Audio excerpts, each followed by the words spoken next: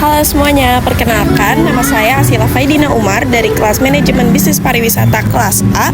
Sekarang saya sedang ada di Taman Ismail Marzuki yang merupakan pusat kesenian dan kebudayaan Jakarta yang terletak di Jalan Cikini, Jakarta Pusat. Hari ini saya akan membahas analisis SWOT dari Taman Ismail Marzuki. Check it out. Taman Ismail Marzuki ini memiliki fasilitas lengkap yang melayani penggemar seni seperti pameran dan galeri. Yang kita lihat di sini ada Geraha Bakti Budaya yang bisa dijadikan tempat untuk menggelar berbagai pagelaran seni. Ada juga gedung teater khusus untuk seni pertunjukan. Untuk kalian yang penggemar buku, di sini ada Perpustakaan Jakarta yang siap melayani Anda. Nah, salah satu kekuatan dari Taman Ismail Marzuki adalah lingkungan yang asri, jadi sangat cocok banget buat dijadiin tempat santai-santai di sore hari, buat duduk-duduk seperti saya saat ini.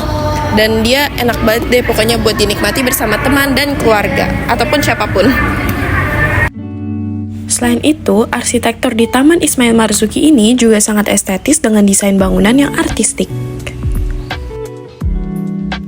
Menambah kenyamanan para pengunjung, akses transportasi umum ke Taman Ismail Marzuki pun sangat baik. Baik menggunakan kereta rel listrik, bus Transjakarta, maupun Jaklingko. Oh ya, pengunjung dapat masuk ke dalam Taman Ismail Marzuki tanpa harus membeli tiket alias gratis loh. Namun, di balik keistimewaannya, perawatan dan pemeliharaan gedung serta fasilitas yang ada masih terasa kurang optimal.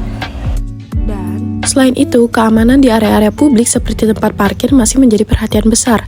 Kurangnya pengamanan di area parkir ini menimbulkan rasa kekhawatiran bagi pengunjung, terutama karena banyaknya laporan yang menyebutkan kejadian kehilangan barang di area parkir tim.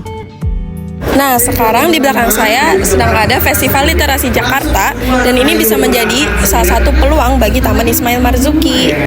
Festival Literasi Jakarta menjadi peluang strategis bagi tim untuk memperluas pengaruhnya tidak hanya dalam seni pertunjukan, tapi juga dalam pengembangan budaya literasi yang inklusif dan berkelanjutan di Jakarta. Tim memiliki peluang besar untuk berkembang lebih jauh. Salah satunya adalah potensi kolaborasi dengan berbagai komunitas seni yang semakin bertumbuh dan dinamis. Misalnya, saat ini sedang berlangsung pertunjukan konser musikal Glee Homecoming Party yang digelar di Geraha Bakti Budaya. Dengan adanya konser-konser musikal seperti ini, tim tidak hanya menjadi pusat seni tradisional, tetapi juga semakin relevan dan digemari oleh generasi muda dan komunitas yang lebih luas, sehingga memperbesar peluang pengembangan seni dan budaya di masa mendatang.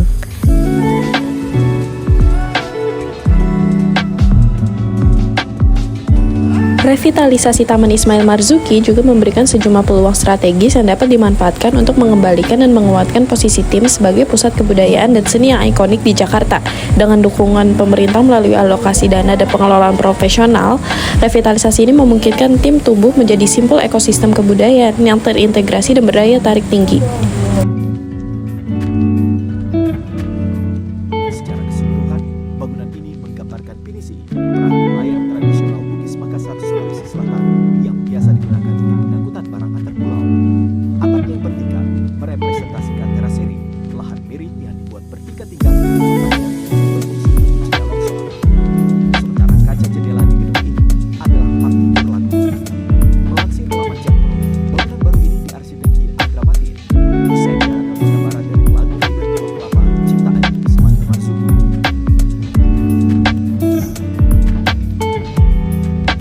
Namun, di sisi lain, tim juga menghadapi sejumlah ancaman. Salah satu yang paling nyata adalah adanya pungutan liar atau praktek tukang parkir liar di sekitar area tim yang dapat menimbulkan ketidaknyamanan bagi pengunjung. Selain itu, kemacetan di sekitar kawasan Cikini dan jalan menuju tim juga menjadi tantangan tersendiri. Tingginya volume kendaraan sering menyebabkan akses ke tim menjadi macet dan sulit dijangkau. Hal ini dapat mengurangi minat pengunjung untuk datang, terutama bagi mereka yang mencari suasana santai dan nyaman. Dampak lingkungan dan urbanisasi kota yang terus berkembang mengancam keberlangsungan ruang hijau yang ada di sekitar tim. Jika ruang terbuka asri ini berkurang atau rusak, maka nilai estetika dan kenyamanan tim sebagai ruang santai akan menurun signifikan. Nah teman-teman, kalau kalian sudah menyimak penjelasan tentang analisis SWOT dari Taman Ismail Marzuki, pasti setuju dong kalau tim ini punya potensi yang besar banget buat terus jadi pusat seni dan budaya di Jakarta. Nah, yang penting sekarang adalah kita sama-sama dukung agar tim bisa melakukan perbaikan di bagian yang masih kurang dan juga memanfaatkan peluang yang ada supaya makin keren dan berkontribusi besar buat dunia seni dan masyarakat. Jadi, ayo kita jaga dan dorong perkembangan tim agar tetap jadi tempat yang inspiratif dan terbuka buat semua orang. Karena keberlangsungan dan kemajuan tim gak cuma tanggung jawab pengelola, tapi juga tanggung jawab kita semua sebagai pencinta seni dan budaya.